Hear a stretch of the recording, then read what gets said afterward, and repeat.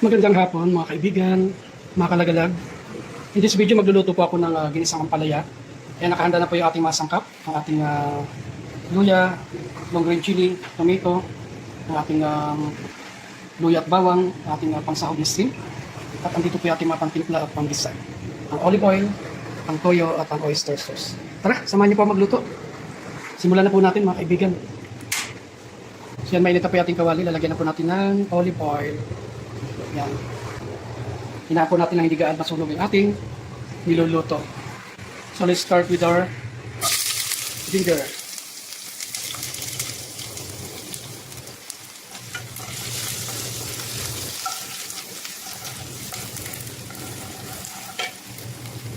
At isunod po natin yung ating garlic.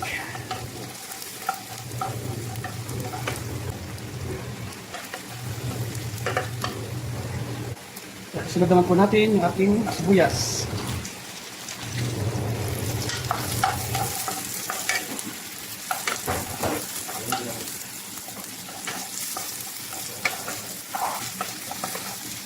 Yan. Sunod naman po natin yung ating kamatis at green chili. Lalagyan na po natin yung ating shrimp. Yan.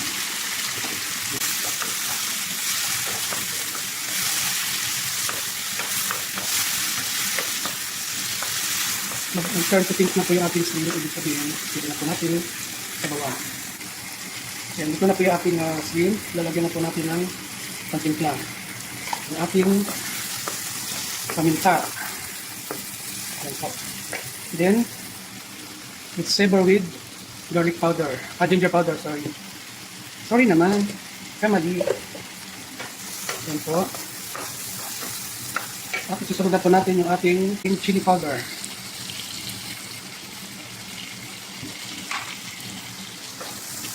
Then halo-halo. Yan, luto na po yung ating shrimp. Then let's savor it with little toyo. Yan. Munting toyo lang po kasi lalagyan pa po natin yung oyster sauce. Yan. Yan, bango. Nakakatakam ang ating niluluto. Yan po yung ating shrimp. Luto na. Ilalagay na po natin yung ating slice ampalaya. Yan po. Yung bitter melon kung tawagin sa English. Yan po. Ilagay para maluto po yung ating ampalaya. So let's check kung okay na. Yan. Tatakpan po ulit natin ito after mahalo. After mga siguro ay another 2 to 3 minutes. Ako pull up minutes pala. So yan po yung ating ginigisang ampalaya. So yan. Almost done na po yung ating ampalaya. Kaya lalagyan na po natin siya ng oyster sauce. Tansyahan lang po ito. As usual.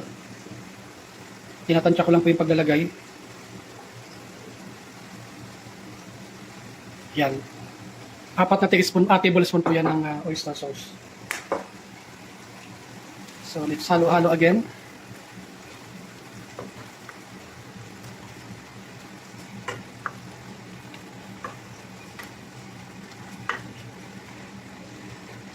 So ayan, dyan na po yung ating ginisang ampalaya with shrimp.